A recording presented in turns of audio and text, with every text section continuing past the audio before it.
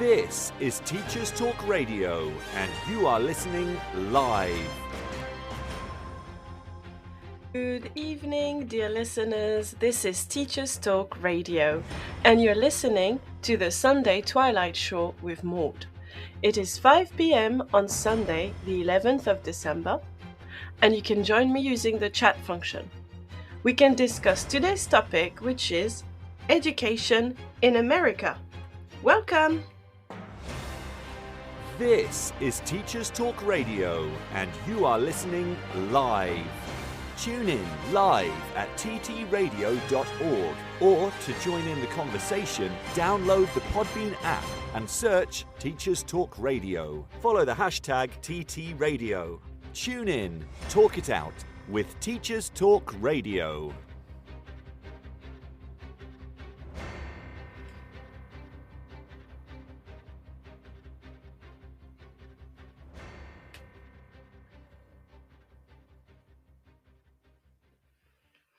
Good afternoon, or should I say, good evening, fellow educators and dear listeners.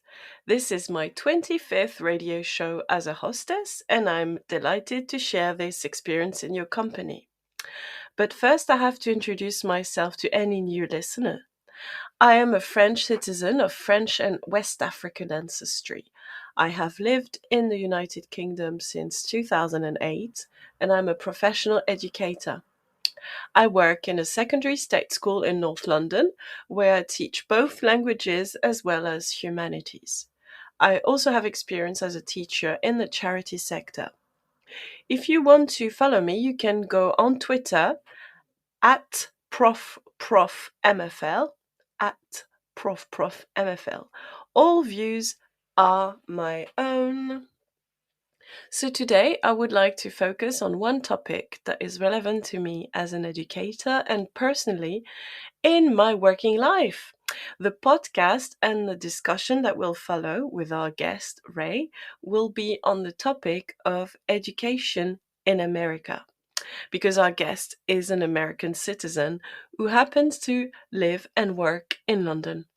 So this topic, education in America, is mostly relevant to educators in the English-speaking world, but also people who are interested in education worldwide, and the curious and savvy. So remember, you can also use the chat function at ttradio.org if you want to share your thoughts on today's topic, which is education in America. But let's first travel back in time to the origins of education in America. Picture yourself in the early 16th or 17th century. You have a population of Native Americans. You have the start of people being brought to America from Europe. They are usually immigrants who are fleeing religious persecution or people who just want to try their luck in a new place. And there's also a few African people who are being kidnapped from their own home countries and brought to America for work. So what happens to all these children? The children of Native Americans, the children of Black Africans, and the children of European migrants? Well, the children did receive instruction, but let's not kid ourselves. It was mostly white male children who were educated. And they were educated through a different set of arrangements. There was church-supported schools, so there were church-supported schools. There were local schools organized by small towns or villages or groups of dedicated parents. There was also tuition schools set up by traveling schoolmasters. There were charity schools for poor children run by churches or benevolent societies that offered mostly a religious education. There were also boarding schools for children of the well-to-do. There was also something called a dame school, which was run by a woman in her own home, an equivalent of a local community boarding school. There was obviously private tutoring when a family could afford to hire a tutor who would come home to homeschool their children. And there was also education in the form of work apprenticeships with some rudimentary instruction in numeracy and literacy and a little bit of arithmetic thrown in. So, all in all, it was male white children who received an education in the 16th and 17th century in America. So, this is a system which is by definition an unfair system, which is based on parental income. If you can afford to pay tuition fees, you can get this extra education for your children. So, without a formal system for funding education, it always depended on how much money the parents could pay, how much money charitable contributions could be made out of, if there was property taxes or not. It might be paid in nature with fuel contributions, and in some cases, state support for the lucky ones. Now, at the time of the American Revolution, which started in 1777, some cities and towns in the Northeast had free local schools paid by all the people who lived in the village. But this was not yet the norm. So, when I mean Northeastern cities, they were the earliest settlements. And some of them, let it be noted, had also free schools for African American children. Now, the main motivation for setting up free school for all children is usually in an effort to educate young people so that they become citizens who are able to make their own decisions and able to vote. So, education is linked to democracy in its conception. So, soon after the American Revolution, Thomas Jefferson and John Adams and other early leaders wanted to create a formal and unified system of publicly funded schools. So it already existed in very localized northeastern communities as far back as the 1780s. But the concept of free public education for all children will not happen in the United States until the 1830s, so quite a few decades later. And there's a few reasons why. So, first, as I mentioned earlier, education was for white male children. In the 1830s, there was a Massachusetts legislator called Horace Mann, Mann, and he was really involved as the secretary of the State Board of Education. And Horace Mann began to advocate for the creation of public schools meaning state-funded schools. He wanted them to be available to all children. He wanted the schools to be free and funded by the state, so by the community, by all of us. So Horace Mann and his friends started this movement of what they called common schools. And they really insisted on the fact that it had to be a public investment in education because it would benefit the whole nation. It would transform children into citizens who are productive citizens, but also literate and moral. So he had a view that education would bring morality and civilization. So Horace Mann wanted to insist on the 3 R's, as they're called. He wanted people to learn about reading, writing, and arithmetic. So basic numeracy, basic literacy, and a little bit of reading on top. So along with other subjects, sometimes like history, geography, grammar, and rhetoric. He also wanted a very strong dose of moral instruction in order to instill these civic virtues that were essential to have a democracy that is functioning.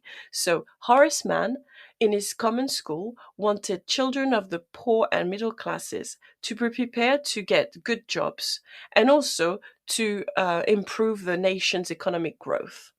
So that was the beginning of that universal vision of education.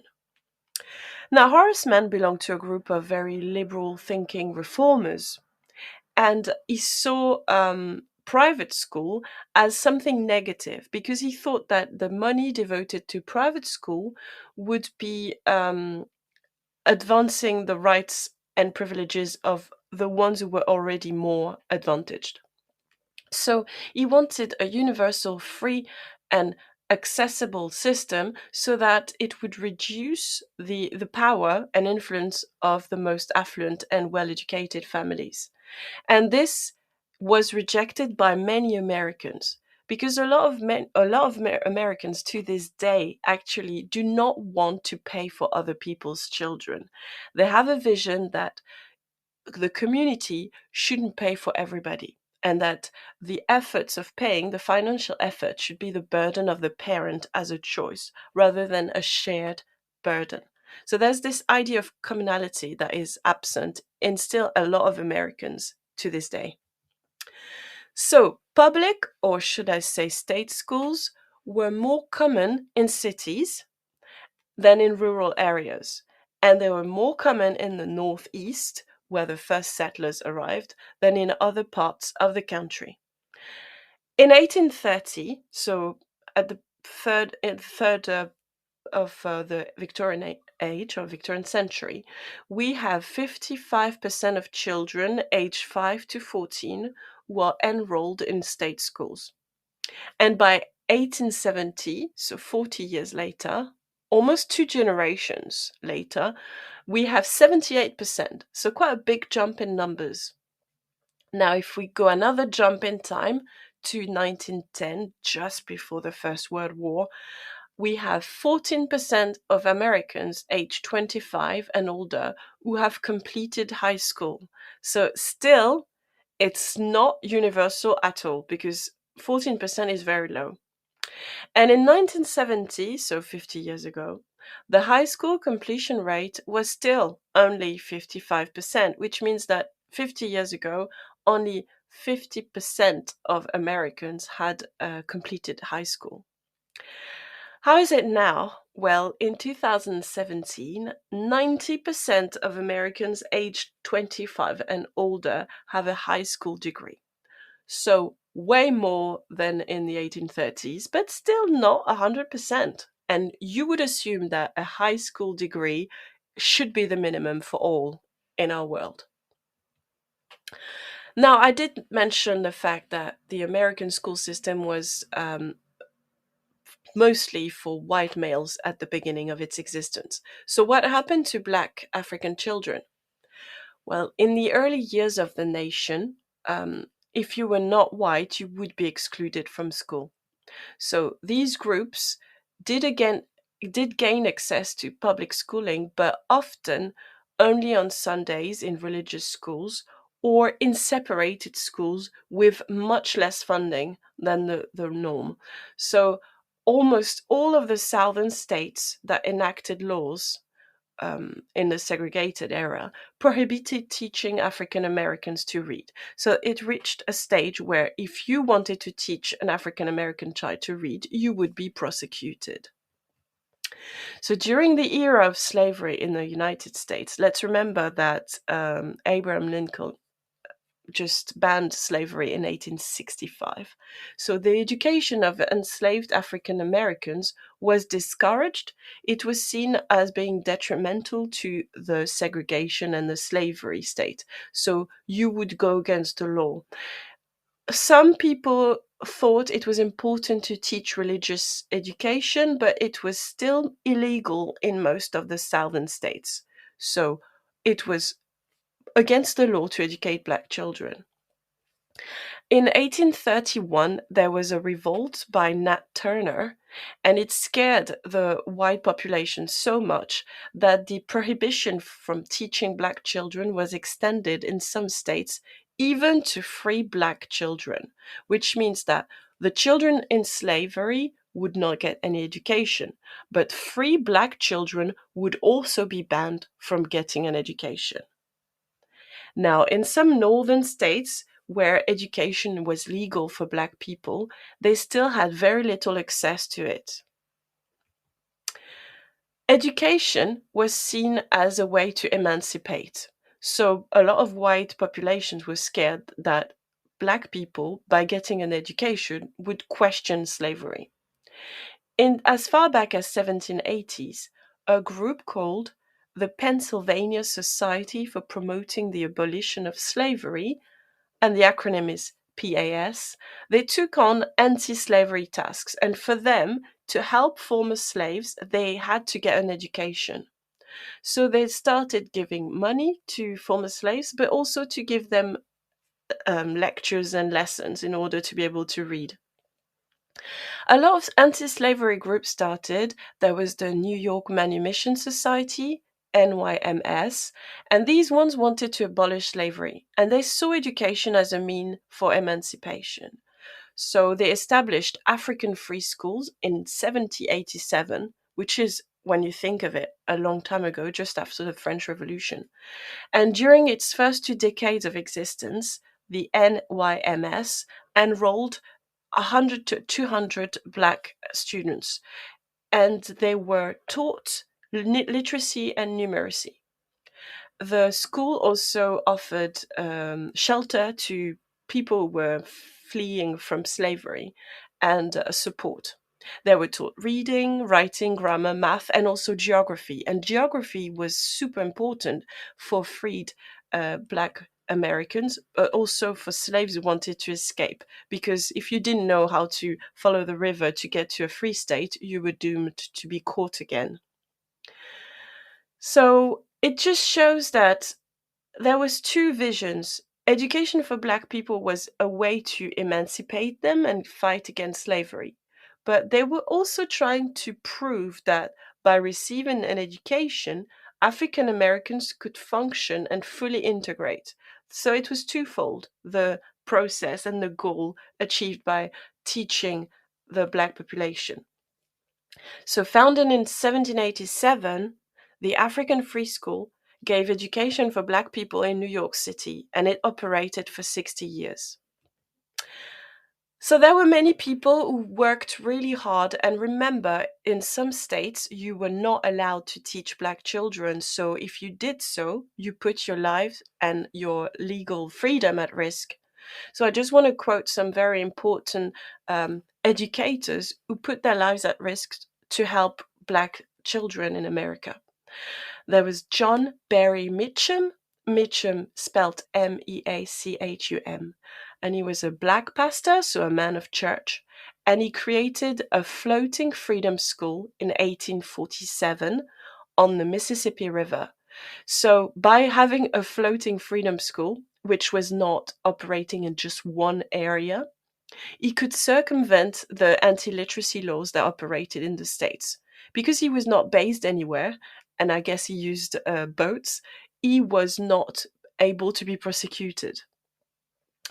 Later on, Margaret Crittenden Douglas, she was a white woman, and she published a memoir after she was put in jail. She was literally imprisoned in Virginia in 1853 because she was teaching Black children how to read. I find that amazing, and Margaret Crittenden Douglas is such a symbol for educators. She's someone who wanted to teach Black children for their own sake, and she ended up in jail for it. I think we should have her statue in many schools all over the world. There was also Catherine and Jane DeVoe, DeVoe spelled Deveaux. And Catherine and Jane were Black women. They were mother and daughter. And with the help of a Catholic nun called Matilda Beasley, they also ran underground schools in Savannah, Georgia, in the early to mid 1800s. So remember, these women were doing this for free. They were teaching Black children at risk of being imprisoned and punished by the law and the legal system. So very brave women dedicating their lives for the education of Black children. There was also Mother Mary Lang, who was a part of the Oblate Sisters of Providence. So she was a woman who happened to be a religious woman. And she founded the St. Francis Academy in 1828. And finally, Mother Henriette Delille, who with her Sisters of the Holy Family founded schools in New Orleans, including St. Mary's Academy. So all these educators believed in education as a form of emancipation for Black people, and they also put their lives on the line. So they really put their money where their mouths were. Now you're going to say, all right, so Black African children were not allowed to attend schools in the early American history. What about Native American children? So it was a different situation for Native Americans. For Black children, American people believed that if they were educated, they would question slavery and rebel. So, for them, for the white population, particularly in the South, it was important to keep them ignorant and uninformed to control them. For Native American children, it was a different vision. They saw education as a way to transform Native Americans into American citizens. So, education was used there as a tool to control. So it's an opposite situation. African children were not allowed to attend schools, whereas Native American children were forced to attend school. So, how did they do this? Well, the state started funding boarding schools for Native American children as far as the 17th century, and the primary objective was civilizing natives. So, in that process, the culture of Native American children was destroyed. So it was a genocide of their culture. And they were not allowed to speak their language. They were told to speak English. Their religion was banned. And a Western vision of education was imposed. These boarding schools were established by Christian missionaries of all denominations. So here, church and state worked together to control Native Americans. The government funded, the federal government gave money to missionaries to teach the Native Americans either where they lived on reservations or in boarding schools in other areas. Now, the Bureau of Indian Affairs, BIA, had money dedicated to these boarding schools. And the aim, again, to educate Native American children was to erase their ancestry, their heritage, their culture, and their language. You could just go as far as saying it was a whitewashing experiment. So how did they fare in that education system? Well, Native American children have the highest dropout rates of any ethnic group in the United States to this day. So recent statistics from the Bureau of Indian Affairs, and it's still active, which I find quite shocking. So they have noted that 29 to 36% of all Native American students drop out of school between 7th and 12th grades. So before they reached high school. Now, we talked about African children in America. We talked about Native Americans. But we forget one minority that is usually very much oppressed all over the world, and that is girls. So between 1790 and 1870, American girls in the US were not particularly educated and were not helped into gaining skills in literacy, reading, and arithmetics. However, in all that time, they started at the end of the 1870s to slowly get access to education to finally outperform their male counterparts. So many schools were set up in the early 20th century, and they were open for girls. But the fear was that boys and girls should mix. So they had a gendered vision of education. Boys shouldn't be mixed with girls in their minds, so they tried to give them a different education. Boys had access to vocational classes, thinking about jobs and apprenticeships, while girls were taught about home economics and secretarial courses. They were having separate physical education, and also there were separate classes focusing on women's health, women's biology, and boys were encouraged to do more vigorous physical activity than the girls. My apologies. Now, if you look at graphs, there's data from the National Center for Education Statistics in America. At the beginning, we had just above 20% of women who had access to education in the early 1870s. And then it slowly rose to nearly 40% a few decades down the line. So it's definitely a big increase and very quick. Now, if you look at the state of Massachusetts, we have first signs of schooling as far back as 1642. How did it happen where the people lived still in log huts, and yet they had built a separate place, a separate hut, where children would assemble and learn? So these local public schools or state schools were established as far back as the 1640s. Both sexes started to be admitted to these schools later on, two centuries later, in 1789. So girls could attend, but they couldn't attend as long as boys. In the state of Massachusetts, girls could attend school from April to October. And 76% of the teachers employed in these schools were women as early as 1858. So it means that very quickly, education became feminized. Teachers were women. And the enrollment of women in schools happened very, very quickly. So girls were slowly allowed to gain an education. Their education was differentiated from that of boys in order to separate them. But now, what do we see? We see that in statistics and data, girls are doing better than boys, mostly in the American system. Now, how does the American system operate? In England, we start school age 4 in September, and we start in reception, and then we attend year 1, year 2, all the way to year 13, where we have our last exam, which is A levels. Now, in America, the children start secondary school at age 11 or 12, a little bit like in England, where we start year 7. But secondary school is called middle school in America. And the first grade in middle school is 6th grade. And then it goes up, 7th, 8th, 9th. And 9th grade, you leave your middle school and you go to high school.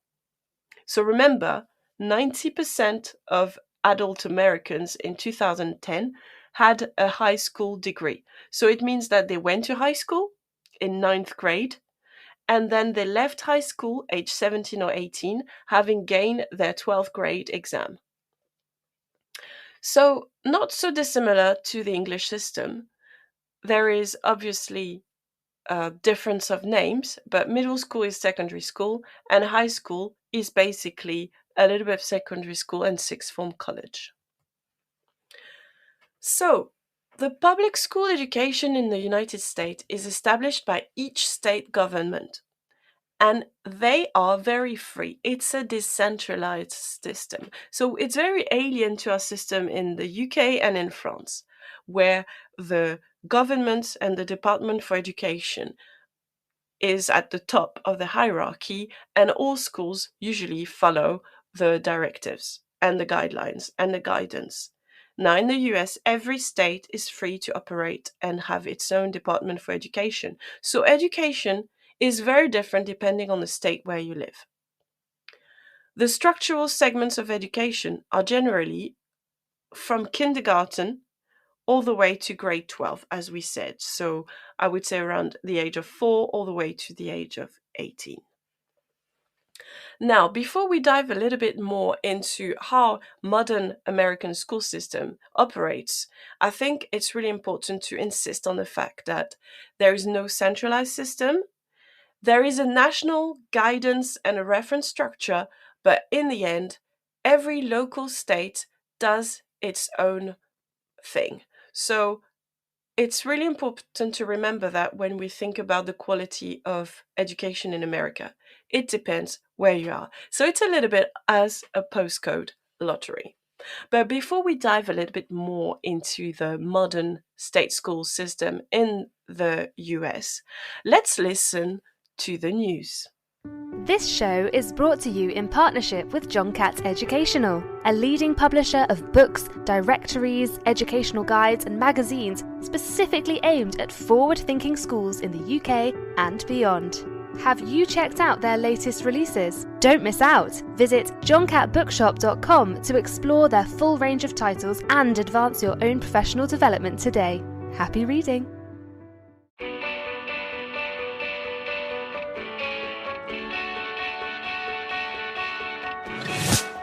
This episode of Teachers Talk Radio has been made possible with support from Witherslack Group, the UK's leading provider of SEN education and care. They're here to support you too through an ever-growing offer of free resources, including webinars, podcasts, articles, and events aimed at supporting teaching professionals like you. Visit their website at www.witherslackgroup.co.uk to find out more. This is Teachers Talk Radio, and this is Teachers Talk Radio News.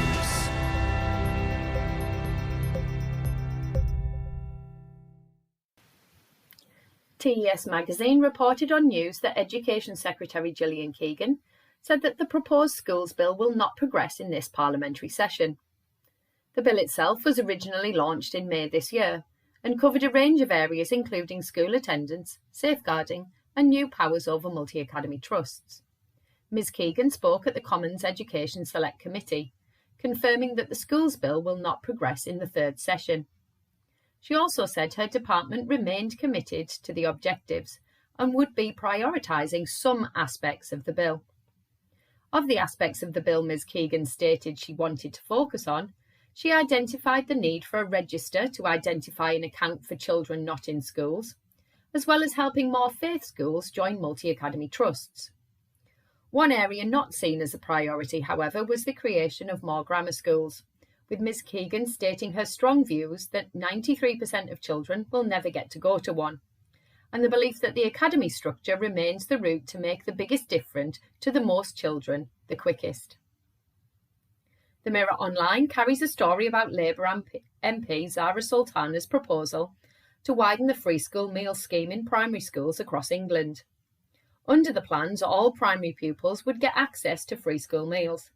The current scheme for universal free school meals ends in Year 2. The article suggests that under the current plan, around 800,000 children living in poverty miss out on free meals due to the strict eligibility criteria. Ms Sultana will bring forward a bill in the coming week.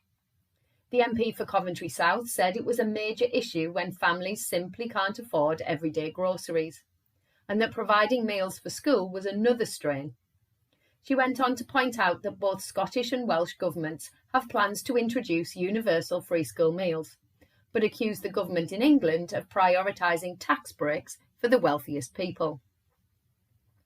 Warwickshire World online news site reports on the arrival of delegates from around the world to a conference focusing on developing technical education. More than 50 visitors attended the event organised by the British Council at Warwick Trident College. The college is part of the WCG group. Guests arrived from a range of countries in Africa and Asia, with delegations including government ministers and education officials.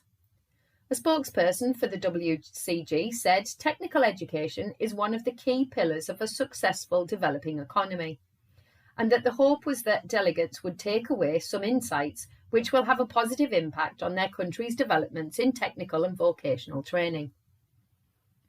The latest Sunday Times Schools Guide has been released, and many local news outlets are reporting on the successes of schools in their surrounding areas. Northern Ireland outlets report that the guide has rated 7 secondary schools in the national top 50, calling this a significant achievement in light of the nation's comparatively small population. It was acknowledged that several of the Northern Ireland schools mentioned in the list have been described as highly selective grammar schools, with the DUP's Diane Dodds noting that whilst Northern Ireland is punching above its weight, there will always be areas where improvements can be made. She went on to point out that the list as a whole is dominated by expensive fee-paying schools. Finally, Keele University has launched the UK's first law undergraduate degree designed to help tackle the climate crisis. The new course in Law with Environmental Sustainability is the first of its kind in the UK. It has been developed to create legal professionals with a good knowledge of environmental obligations on governments and communities. Professor Alison Brammer, head of the School of Law at Keele, said, "The climate crisis affects everyone, and we need legal professionals who understand the issues we face." This has been your Teachers Talk Radio News with Jo Fox. So, as I was saying before I got interrupted, we have access online to the Common Core State Standards, which have been published in 2010. You can easily access it on the CCSSO website. They describe the normal nomenclature for all the learning in English, language, and the arts, as well as mathematical standards for the US. Now, how do you get about choosing a school in the US system? Well, it's a little bit similar to what we do in the UK system. First, you have the most common and most telling data about a school, which is the core curriculum summary, whether the school meets the national and state content standards. You also have the student and teacher ratio and the number of teachers' aides per classroom. You also can look at the national test score averages, whether the school culture and the teaching philosophy fits your vision of schooling, and then you can look at what subjects are offered. Is it just the core subjects, or do you also have the foreign languages? Do you have arts, media, and are the teachers able to offer differentiated learning? And what sort of credentials did the teachers have? So this is all the things you can look at, all the data you can access when you want to look at an American state school. Now, what about private versus state schools in America? Public and private schools by numbers. We have more than 30,000 public school districts and more than 30,000 individual private schools in the United States, which is a lot of choices. There are 50.7 million students attending state schools, as data recorded in 2018. The private school enrollment has been falling since 2017, and it has now 5.7 million students, which is quite a lower number. In 1999, for instance, we had 6 million. The average annual tuition for private schools is about $13,000 a year, according to educationdata.org. The tuition can vary substantially depending on where you are. If you're in the middle of Wisconsin or if in the United States, it's going to be different. Now, in Connecticut, for example, the average annual cost of tuition is $23,000, which is almost double the national average. Whereas in Wisconsin, it's $4,000 a year. So it can be 1/3 of the national average. The difference really is about local specialties. Costs can also vary based on the type of private school. For example, schools operated by organizations like the Roman Catholic Church or other religious groups tend to cost less than secular independent schools. The national average for high school tuition is officially $16,000, while the average Catholic high school is $11,000. So this might encourage some people to choose Catholic school, even though they are not Catholic themselves, because it's about $6,000 difference, $5,000 to $6,000 difference. So this is approximately the cost of an American school. They can go much higher on the other hand.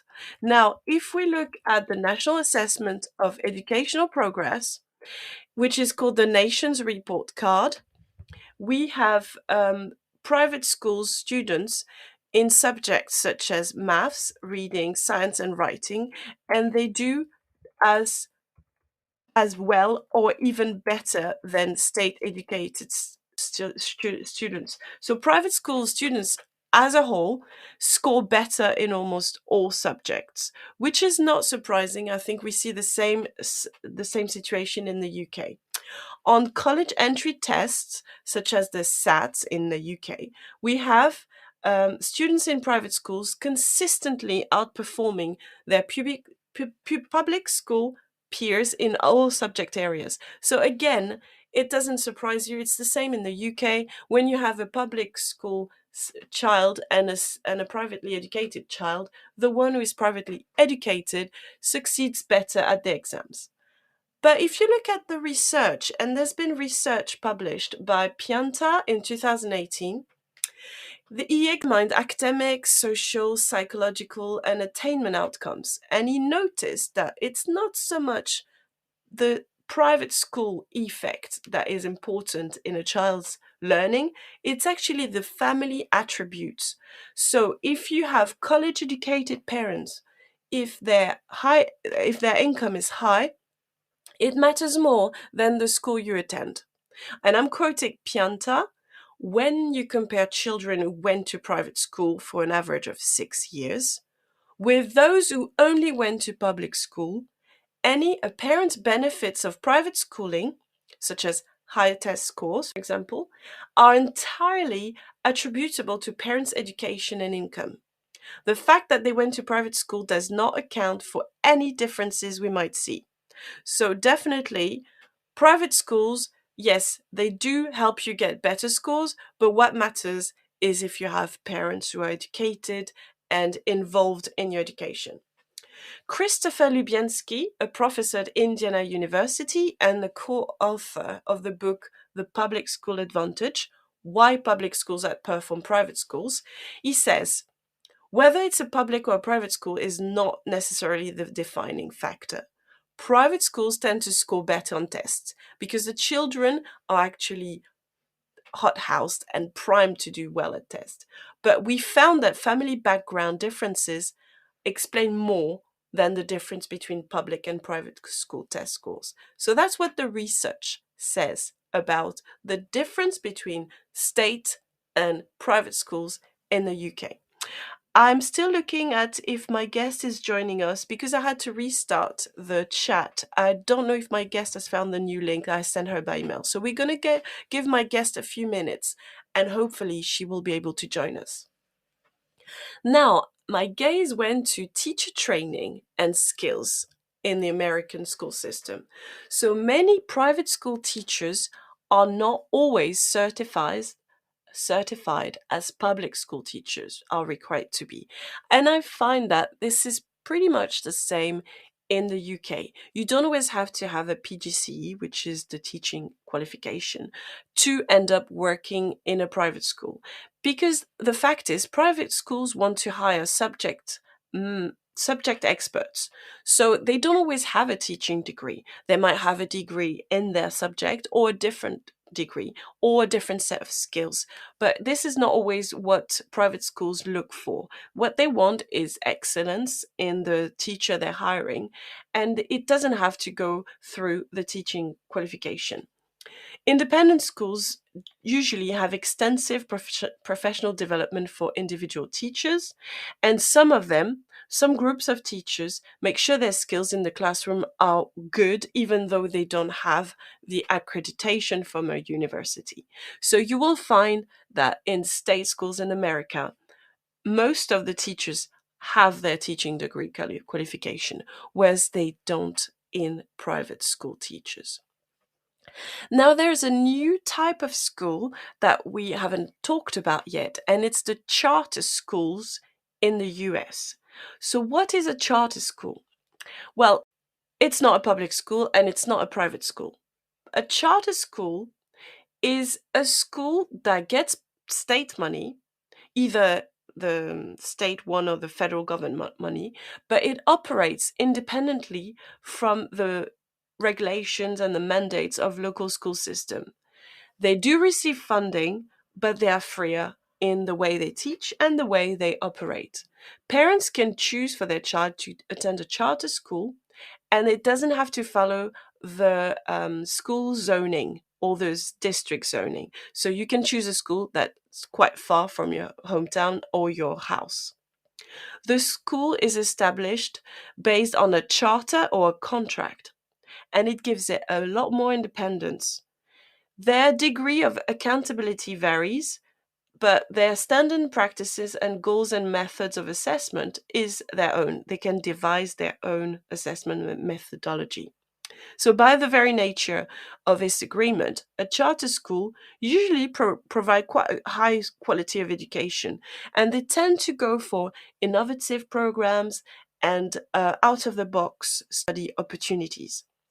I'm thinking that if you want to find an equivalent to a charter school in the US, in the UK, you might think that a free school is the equivalent of a charter school. As I said, tuition fees for private school in the US may vary from £5,000 in the cheapest areas to all the way up to $30,000. My apologies. From $5,000 to $30,000. And it depends on the location, and it depends if it's a school that's a Catholic school or a different religion or denomination. All right, I can see Ray. I'm just going to try and invite her again. All right. Ray has been teaching in the UK for quite a few years now, and she is an American citizen, so I'm hoping we can get her experience and her insight on the matter. I think technology is not on my side today. Right. I'm going to try and speak to Ray, and I will publish our interview together next Sunday. I think this is the only way we can get something that works structurally better. So I'm hoping you enjoyed this show despite the technological issues, and I'm looking forward to speaking to you next Sunday. Thank you, dear listeners. You've been listening to Teachers Talk Radio. Tune in live and listen back at ttradio.org. We look forward to hearing from you next time on Teachers Talk Radio.